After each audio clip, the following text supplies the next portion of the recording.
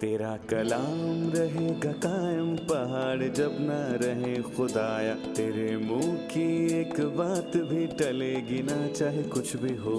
तेरी मान दिए है जिंदा सोने से भी कीमती, मेरा दिल ये दे गवाही है ये किताब अजीम।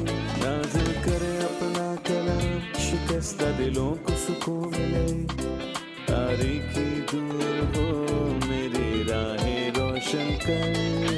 दे अपना कलाम कसरत से ए खुदा, बदल दे रिहाई दे कसरत से फल मिलाओ। कलाम रहेगा कायम पहाड़ जब ना रहे खुदाया, तेरे मुंह की एक बात भी टलेगी ना चाहे कुछ भी हो। अजीज नाजरीन, मैं अयाज ज़रीफ आप सब देखने वालों को हमारे रोज़ के बाइबली मुतालिया प्रोग्राम की इस नई किस्त में खुशामदीद कहता हूँ। हम अभी भी मती की इंजील का मुतालिया कर रहे हैं जो कि नए अहदनामे की पहली किताब है, और अभी भी हम पहाड़ी वाज का मुतालिया कर रहे हैं जो मती की इंजील का पहला वाज है। और आज के मुताले में हम मती की इंजील के छठे बाब का मुतालिया करेंगे। मैं चाहूंगा कि आप अपनी बाइबल मुकद्दस खोलिए और हमारे साथ मुताले में शामिल हों। लेकिन प्रोग्राम के आगाज में मैं खुदा के खादिम भाई यूसुफ रियाज को खुशामदीद कहूंगा। बहुत शुक्रिया भाई। साथ ही हमारे दूसरे मेहमानों को भी खुशामदीद। भाई यूसुफ, मेहरबानी से आप हमें छठे बाब के मजमून और इसके मरकजी ख्याल का एक अमूमी जायजा दें। बाब 5 हकीकी रास्तबाजी के बारे में बात करता है, और बाब 6 हकीकी इबादत को बयान करता है, और बाब 7 हकीकी अदालत को बयान करता है। ये बाब 2 हिस्सों में तकसीम किया गया है, जिसमें हम देखते हैं कि पहले हिस्से में ईमानदार की आंखें अपने बाप पर लगी होनी चाहिए। अपने बाप से पोशीदगी में दुआ कर, और इस सूरत में तेरा बाप तुझे पोशीदगी में देखेगा और तुझे तसल्ली बख्शेगा। जबकि इस बाप के दूसरे हिस्से में वो हमें देखता है, और बाप देखता और जानता है कि हमारी क्या जरूरत है। अगर हम हकीकी इबादत को जानते हैं जैसा कि आयत 1 से 18 में दर्ज किया गया है, तो हम जान पाते हैं कि इबादत के दूसरे मकासद क्या हैं, जिसके बारे में हमें इन अबवाब में बड़े वाज़े तौर पर बताया गया है, और दूसरे हिस्से में कौन है जो खुदा का मुकाबला कर सकता है। फिर हम बाप के अमूमी ख्याल के बारे में जान पाएंगे। लिहाजा वो अहम ख्यालात जिनका आपने इशारा किया वो ये हैं: हकीकी इबादत और ईमानदार की आंखें खुदा पर लगाना।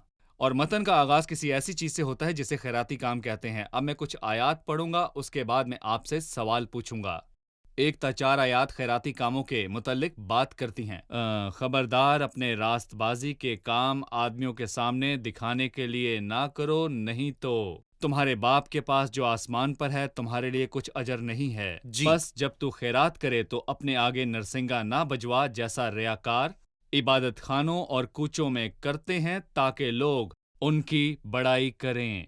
मैं तुमसे सच कहता हूं कि वो अपना अजर पा चुके। बल्कि जब तू खैरात करे तो जो तेरा दाहिना हाथ करता है उसे तेरा बायां हाथ ना जाने, ताकि तेरी खैरात पोशीदा रहे। इस सूरत में तेरा बाप जो पोशीदगी में है देखता है, तुझे बदला देगा। लिहाजा जो मैंने आयात अभी पढ़ी हैं वो बिल्कुल इसके बरक्स हैं जो हमारे मुआशरे में आजकल हो रहा है। सही। बल्कि जी। लोग दिखावे के लिए देते हैं। वो खैराती कामों के लिए साइन बोर्ड्स और बैनर्स का इस्तेमाल करते हैं। लिहाजा आप इस ताल्लुक से हमें कुछ बताइए। इस बाब का पहला हिस्सा यानी 1 ता 18 आयत तक रास्तबाजी के झूठे कामों के बारे में बात करता है, जो हमारे जिंदा खुदा को किसी भी सूरत में कबूल नहीं।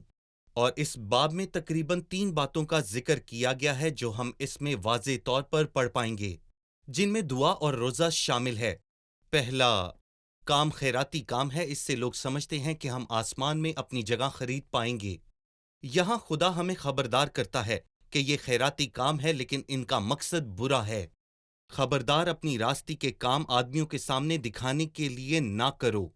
खैरात करना अच्छी बात है और ये दूसरों के लिए रास्तबाजी है। दुआ करना बहुत ही अच्छी बात है और ये खुदा के लिए रास्तबाजी है। रोजा रखना तो बहुत ही अच्छी बात है और ये अपने आप के लिए एक रास्तबाजी है। लेकिन ये सब आपको लोगों से तारीफ और जलाल लेने के लिए नहीं करना चाहिए, क्योंकि ये बहुत बुरी बात है। क्योंकि अगर आप ऐसा करते हैं तो खुदा के जलाल के लिए नहीं करते और ना ही खुदा का प्यार दूसरों में बांटते हैं, और ये सब कुछ आप अपनी शानो शौकत को बढ़ाने के लिए करते हैं اور خدا کو تکبر اور ریاکاری سے شدید نفرت ہے۔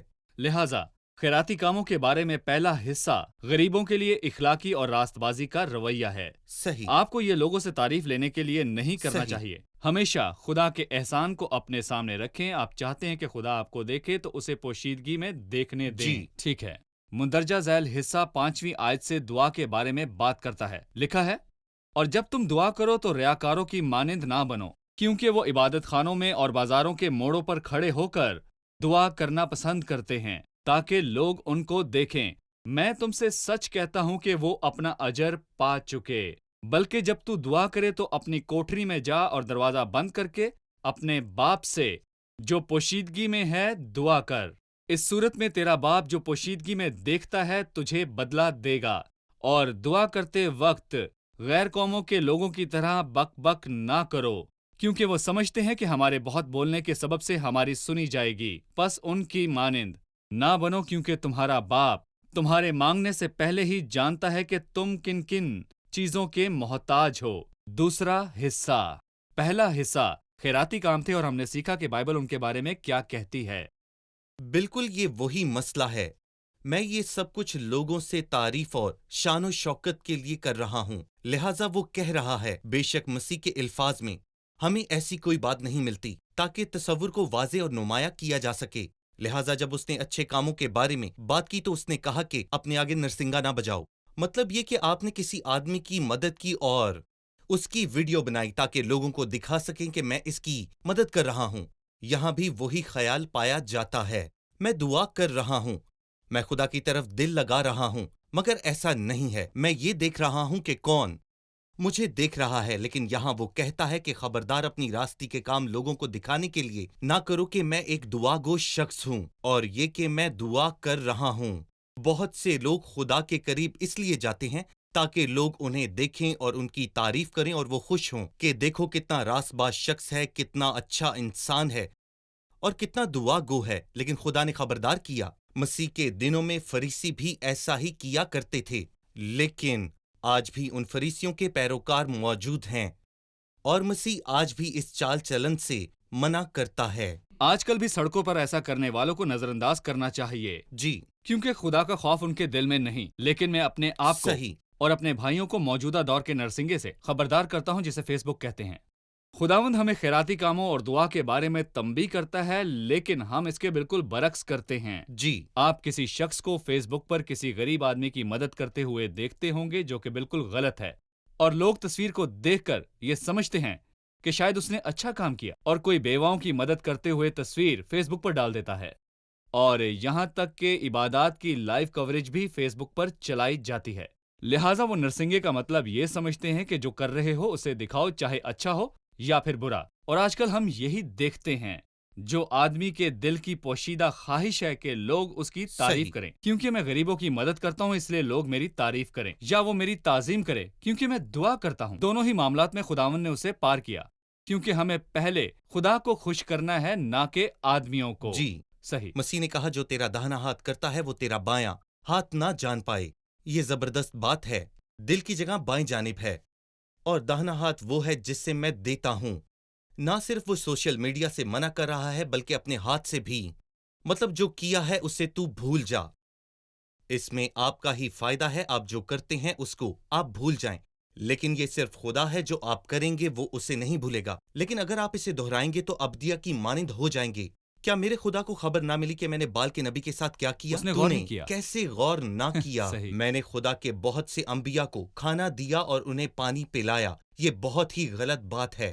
وہ اجر پا چکے۔ وہ اجر پا چکے۔ جی، ہم ایک چھوٹے سے وقفے کے بعد دوبارہ حاضر ہوں گے۔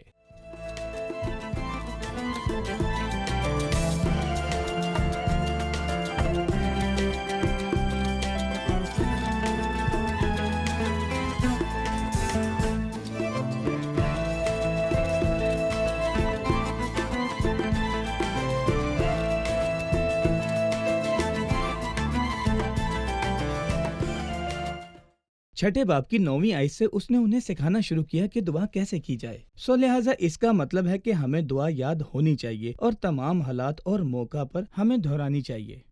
جی بھائی یوسف۔ اس نے کہا کہ پس تم اس طرح دعا کیا کرو، लूका के 11वें बाब में लिखा है, ये ऐसा नहीं है कि खुदा हमें एक दुआ करना सिखाता है, बल्कि वो हमें दुआएं करना सिखाता है और वो चाहता है कि हम इस तरह दुआ करें, ना कि हम हर वक्त बकबक करें। लिहाजा इसका मतलब ये नहीं कि हम हर मौके पर लफ्जी तौर पर पढ़ें, ये दुआए रुबानी नहीं है। फिर उसने हमें दुआए रुबानी करना सिखाई, क्योंकि उसे जो दुआए हम रब्बानी नहीं पढ़ते कहा हैं जाता। उसे दुआए रबानी नहीं कहा जाता, क्योंकि इसमें लिखा है कि हमारे कर्ज हमें माफ कर। क्या ये मुमकिन था कि मसीह ऐसा कहता? ये नामुमकिन था।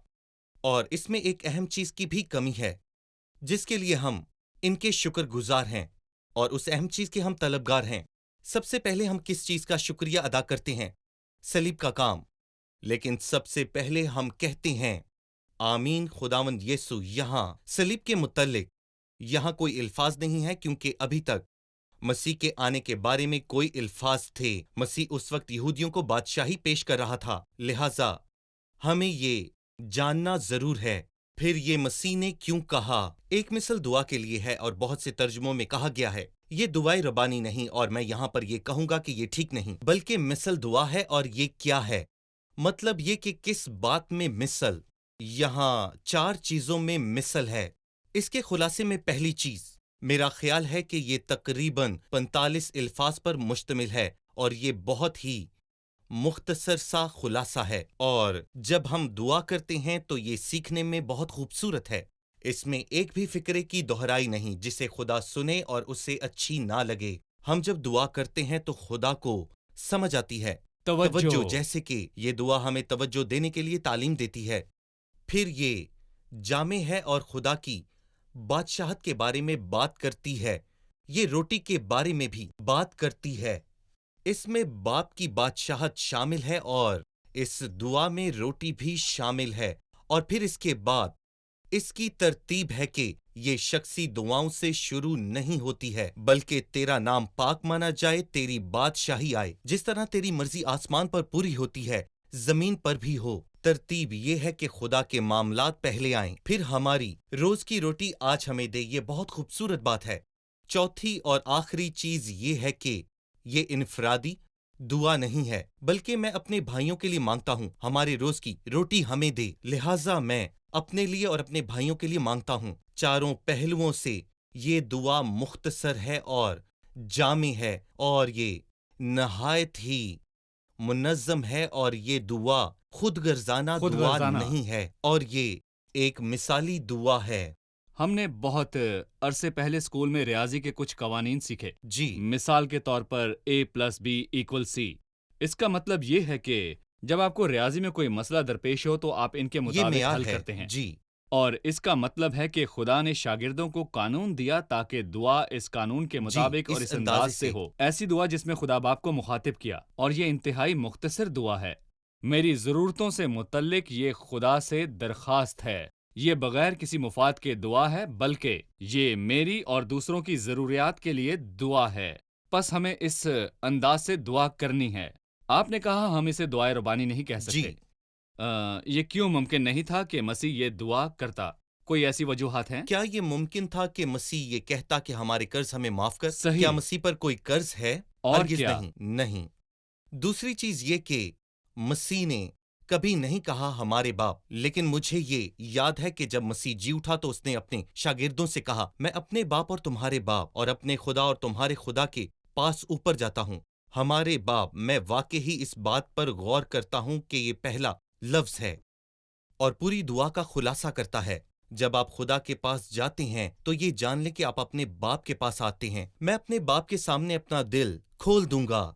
एक बच्चा जब अपने बाप के पास जाता है तो वो उससे सादे लफ्जों में बात करता है और मांगता है, खास अल्फाज नहीं चुनता, बस वो वही कहता है जिसकी उसे जरूरत होती है, क्योंकि वो अपने बाप पर भरोसा करता है जो फजल वाला है और उसके मांगने से ज्यादा उसे देता है। गोया ये पहला लफ्ज ही पूरी दुआ का एक खुलासा है।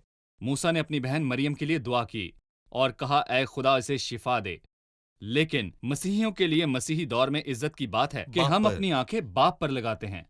आसमान की तरफ देखो और कहो, ऐ हमारे बाप। اور ہر کوئی جو ہمیں دیکھ رہا ہے اسے سوچنے کی ضرورت ہے کہ وہ کہاں کھڑا ہے، وہ موسیٰ کے حلقے میں کھڑا ہے یا پھر مسیحت کے حلقے میں یا مذہبی حلقے میں۔ اگر آپ خدا کے قریب جا سکتے ہیں اور اسے اے ہمارے باپ کہہ سکتے ہیں تو یہ مسیحی معیار ہے۔ اگر آپ اسے ہمارا باپ کہنے کے قابل نہیں تو میرا خیال ہے کہ آپ اس معیار سے نیچے ہیں جو خدا چاہتا ہے، کیونکہ خدا غلام نہیں چاہتا۔ صحیح۔ اور خدا کے بچے بننے کے لیے آپ کو ایمان کے ساتھ روح القدس کو پانا ہوگا۔ صحیح۔ اور اس کے بعد کی آیات روزے اور آپ کی اپنی شخصیت کے بارے میں ہیں۔ پہلا خیراتی کام ہے جو دوسروں کی طرف راست بازی اور دوسروں کی ضروریات ہیں، پھر دعا جو خدا کی طرف راست بازی ہے، اور پھر روزہ جو آپ کے لیے ہے۔ آپ اس کے بارے میں کیا کہیں گے؟ در حقیقت روزہ، میں اپنے ناظرین کو یہ یاد دلانا چاہتا ہوں کہ روزے کا مطلب کھانے پینے سے دور رہنا نہیں بلکہ لذتیں چھوڑنا ہے۔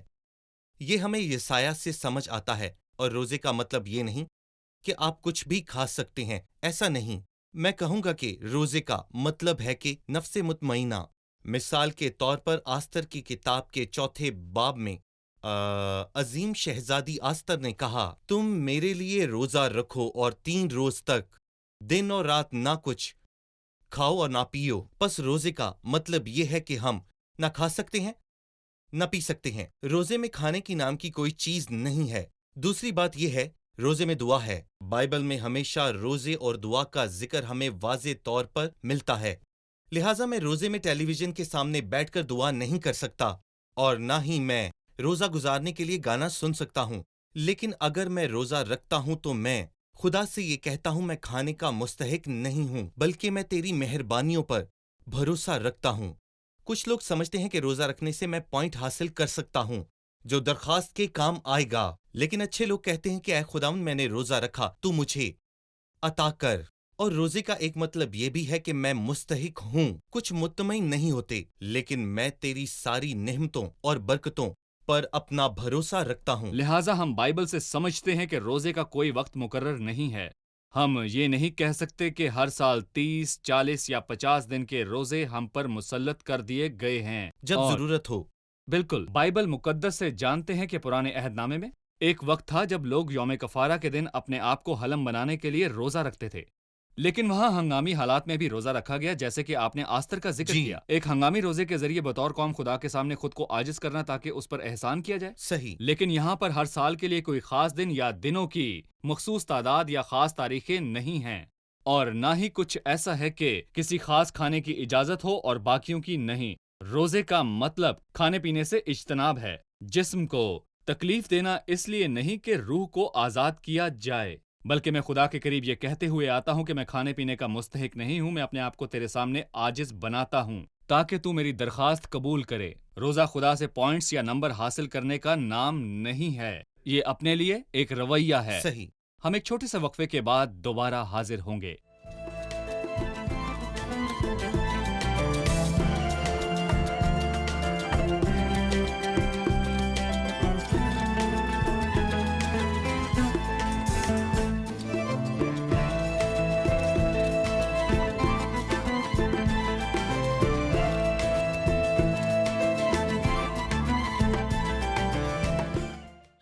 باب 6 کی 19 آیت، اپنے واسطے زمین پر مال جمع نہ کرو جہاں کیڑا اور زنگ خراب کرتا ہے اور جہاں چور نقب لگاتے اور چراتے ہیں، بلکہ اپنے لیے آسمان پر مال جمع کرو جہاں نہ کیڑا خراب کرتا ہے اور نہ زنگ، اور نہ وہاں پر چور نقب لگاتے اور چراتے ہیں۔ جی بھائی، پہلی آیت سے لے کر 17ویں آیت تک وہ خدا کی پرستش کے بارے میں بات کرتا ہے، لیکن افسوس کہ یہاں عبادت کی ایک اور شے ہے جس کے بارے میں وہ خبردار کرتا ہے۔ ہمارے پاس جو خزانے ہیں، بس وہ کہتا ہے اپنے واسطے زمین پر مال جمع نہ کرو۔ کیا یہ خزانے بت بن سکتے ہیں یا خدا بن سکتے ہیں؟ اسی واز میں وہ کہتا ہے آیت 24 میں، کوئی آدمی 2 مالکوں کی خدمت نہیں کر سکتا۔ یہ 2 مالک کون ہیں؟ تم خدا اور دولت کی خدمت نہیں کر سکتے۔ بس وہ ایک طرف خدا کو اور دوسری طرف دولت کو رکھ رہا ہے، مطلب تم دونوں کی خدمت نہیں کر سکتے۔ دولت ایک بت ہے۔ کوئی کہہ سکتا ہے کہ میرے پاس دولت نہیں، مشکل سے کھانا پورا کرتا ہوں۔ یہ بھی خطرناک ہے، کیونکہ اس باب کے دوسرے حصے میں جو آیت 25 سے شروع ہوتی ہے، وہ کہتا ہے کہ اپنی جان کی فکر نہ کرنا، کہ ہم کہاں سے کھائیں گے اور کہاں سے پیئیں گے۔ لہٰذا ایسے بہت سے لوگ ہیں جن کے پاس دولت ہے اور یہ بت بن سکتی ہے، اور ایسے بھی لوگ ہیں جن کے پاس کچھ بھی نہیں ہے اور وہ اس سے پریشانی کا شکار ہو جاتے ہیں، لیکن خدا ہمیں خبردار کرتا ہے۔ اس سے مجھے مثال کی یاد آتی ہے، لکھا ہے میں نے تجھ سے 2 باتوں کی درخواست کی ہے میرے مرنے سے پہلے، ان کو مجھ سے دریغ نہ کر۔ اس نے اس سے کیا مانگا؟ وہ کہتا ہے کہ مجھ کو کنگال نہ کر اور نہ دولت مند۔ وہ کہتا ہے کہ ایسا نہ ہو کہ میں سیر ہو کر انکار کروں اور کہوں کہ خدا کون ہے، اور مبادہ محتاج ہو کر چوری کروں اور اپنے خدا کے نام کی تحقیر کروں۔ پس دولت کا ہونا اور نہ ہونا بھی خطرناک ہے، اور ہمیں خدا سے پوچھنا ہوگا کہ اگر ہمارے پاس بہت سی دولت ہے تو ہم اس کا استعمال کیسے کریں، اور اگر کچھ نہیں تو ہمارا بھروسہ اس پر ہے اور وہی ہماری فکر کرتا ہے۔ لہٰذا جس نقطے کا آپ نے ذکر کیا وہ یہ ہے کہ کون کس کی خدمت کرتا ہے۔ ہو سکتا ہے کہ میرے پاس بہت سی دولت ہو اور میں اس دولت کا مالک ہوں اور جی، میرا اس پر پورا اختیار صحیح۔ ہو۔ اگر میں دولت سے پیار کرتا ہوں تو میں اس کی عبادت بھی کروں گا۔ کسی نے کہا دولت ایک اچھا ملازم ہے لیکن بے رحم مالک صحیح۔ ہے۔ اب میں 25ویں آیت سے لے کر باب کے آخر تک پڑھنا چاہوں گا، کیونکہ اس میں ہمارے لیے اور ناظرین کے لیے حوصلہ افزا الفاظ موجود ہیں۔ اس لیے میں تم سے کہتا ہوں کہ اپنی جان کی فکر نہ کرنا کہ ہم کیا کھائیں گے یا کیا پئیں گے، اور نہ اپنے بدن کی کہ کیا پہنیں گے۔ کیا جان خوراک سے اور بدن پوشاک سے بڑھ کر نہیں؟ ہوا کے پرندوں کو دیکھو، نہ بوتے ہیں نہ کاٹتے، نہ کوٹھیوں میں جمع کرتے ہیں، تو بھی تمہارا آسمانی باپ ان کو کھلاتا ہے۔ کیا تم ان سے زیادہ قدر نہیں رکھتے؟ تم میں ایسا کون ہے جو فکر کر کے اپنی عمر میں ایک گھڑی بھی بڑھا سکے؟ اور پوشاک کے لیے کیوں فکر کرتے ہو؟ جنگلی سوسن کے درختوں کو غور سے دیکھو کہ وہ کس طرح بڑھتے ہیں، وہ نہ محنت کرتے اور نہ کاٹتے ہیں۔ تو بھی میں تم سے کہتا ہوں کہ سلیمان بھی باوجود اپنی ساری شان و شوکت کے ان میں سے کسی کی مانند مبلس نہ تھا۔ پس جب خدا میدان کی گھاس کو جو آج ہے اور کل تنور میں جھونکی جائے گی ایسی پوشاک پہنتا ہے تو اے کم اعتقادو تم کو کیوں نہ پہنائے گا؟ اس لیے فکر مند ہو کر یہ نہ کہو کہ ہم کیا کھائیں گے یا کیا پیئیں گے یا کیا پہنیں گے، کیونکہ ان سب چیزوں کی تلاش میں غیر قومیں رہتی ہیں، اور تمہارا آسمانی باپ جانتا ہے کہ تم ان سب چیزوں کے محتاج ہو۔ بلکہ تم پہلے اس کی بادشاہی اور اس کی راست بازی کی تلاش کرو، تو یہ سب چیزیں بھی تم کو مل جائیں گی۔ پس کل کے لیے فکر نہ کرو، کیونکہ کل کا دن اپنے لیے آپ فکر کر لے گا۔ آج کے لیے آج ہی کا دکھ کافی ہے۔ انتہائی حوصلہ افزا، اور مجھے امید ہے کہ ہمارے ناظرین بھی انہیں اپنے دلوں میں رکھیں گے۔ میں چاہوں گا کہ آپ آخری حصے پر تبصرہ کریں، ان آیات کی بنیاد پر ہمیں کیوں فکر نہیں کرنی چاہیے۔ آپ اسے مختصراً بیان کیجیے گا۔ کسی نے ایک بہت ہی خوبصورت بات کہی تھی کہ اگر کوئی چڑیا نیچے گرتی ہے تو سب لوگ اسے بھول جاتے ہیں، لیکن باپ اسے کبھی بھی نہیں بھولتا، اور وہ ہمیں بھی کبھی نہیں بھول سکتا، کیونکہ وہ پھولوں کو پوشاک دیتا ہے اور پرندوں کو زندگی۔ پس وہ مجھے کیسے بھولے گا؟ اور وہ کہتا ہے کہ ہوا کے پرندوں کو دیکھو کہ نہ وہ بوتے ہیں اور نہ ہی کاٹتے، تو بھی تمہارا آسمانی باپ انہیں کھلاتا ہے۔ پرندے نہ بوتے ہیں اور نہ ہی کاٹتے، پھر بھی تمہارا آسمانی باپ پرندوں کا ہی باپ نہیں بلکہ میرا بھی ہے، اور اگر وہ پرندوں کی فکر کرتا ہے تو وہ میری فکر کیوں نہ کرے گا؟ اس کے بعد وہ کھیت کے سوسن کی بات کرتا ہے، یہاں تک کہ وہ پرندوں کی مانند نہیں ہے، کیونکہ پرندے ایک شاخ سے دوسری شاخ اور ایک جگہ سے دوسری جگہ خوراک کے لیے پھرتے ہیں، لیکن ایک سوسن کچھ بھی نہیں کرتا، وہ اپنی جگہ پر کھڑا رہتا ہے۔ اور وہ کہتا ہے سلیمان بھی باوجود اپنی ساری شان و شوکت کے بادشاہ ہے لیکن پرندوں کی طرح نہیں ہے، لیکن سلیمان بھی باوجود اپنی ساری شان و شوکت کے سوسن کے کسی ایک پھول کی مانند بھی نہیں ہے۔ پس اگر یہ بات ہے تو تم فکر مند کیوں ہوتے ہو؟ فکر کیوں کرتے ہو؟ تمہارے پاس فکر کرنے کی اور بہت سی چیزیں ہیں، بلکہ تم پہلے اس کی بادشاہی اور راست بازی کی تلاش کرو، کیونکہ یہ سب کچھ تمہارا ہے اور یہ ساری چیزیں تم کو ملتی جائیں گی۔ شکریہ۔ ہم پروگرام کے اختتام پر پہنچ چکے ہیں۔ آئیے اب مہمانوں سے رائے جانتے ہیں۔ آج کے پروگرام سے آپ نے کیا سیکھا؟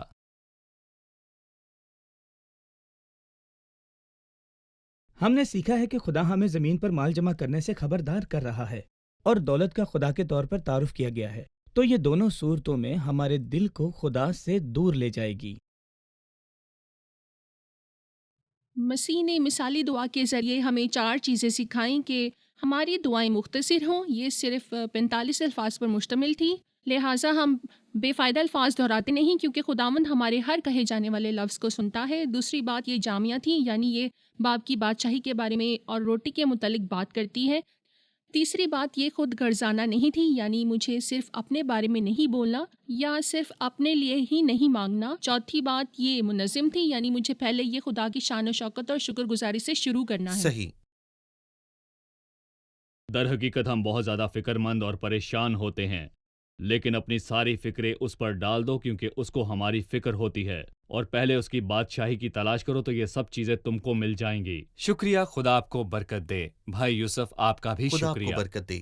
عزیز ناظرین، قسط کے آخر میں آپ کو وجوہات بتانا چاہتا ہوں کہ خدا ہمیں فکر نہ کرنے کو کیوں کہتا ہے۔ کیونکہ زندگی زیادہ اہم ہے، لہٰذا وہ جس نے زندگی دی کھانا بھی وہی مہیا کرے گا، اور وہ جس نے جسم دیا جسم کے لیے لباس اور کپڑے بھی وہی دے گا۔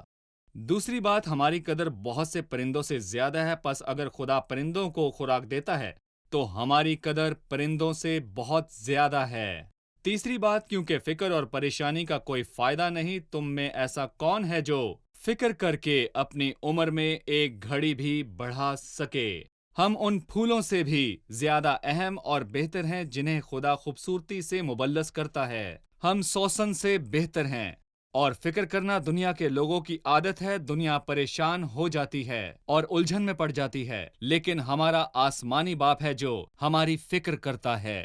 خدا کی بادشاہی اور اس کی راست بازی کسی بھی دوسری درخواست سے زیادہ قیمتی ہے۔ ہم پہلے اس کی بادشاہی اور اس کی راست بازی کی تلاش کریں تو یہ سب چیزیں بھی ہمیں مل جائیں گی، اور آخر میں جب کل آئے تو میرا خدا وہاں ہوگا۔ اسی لیے اس نے کہا، پس کل کے لیے فکر نہ کرو، کیونکہ کل کا دن اپنے لیے آپ فکر کر لے گا۔ آج کے لیے آج ہی کا دکھ کافی ہے۔ کیا آپ کل کے لیے فکر مند ہیں؟ جب کل آئے گا تو ہمارا خداوند وہاں موجود ہوگا۔ خدا کے پاس کل کی ضروریات کے لیے فراہمی موجود ہے، ضروریات سے کہیں زیادہ۔ آپ کو کل کی ضروریات کا سامنا نہیں کرنا پڑے گا، بس خدا پر بھروسہ کریں اور اپنی آنکھیں ضروریات سے ہٹا کر خداوند پر لگائیں۔ اگلے پروگرام میں آپ سے پھر ملاقات ہوگی۔ خدا آپ کو برکت دے۔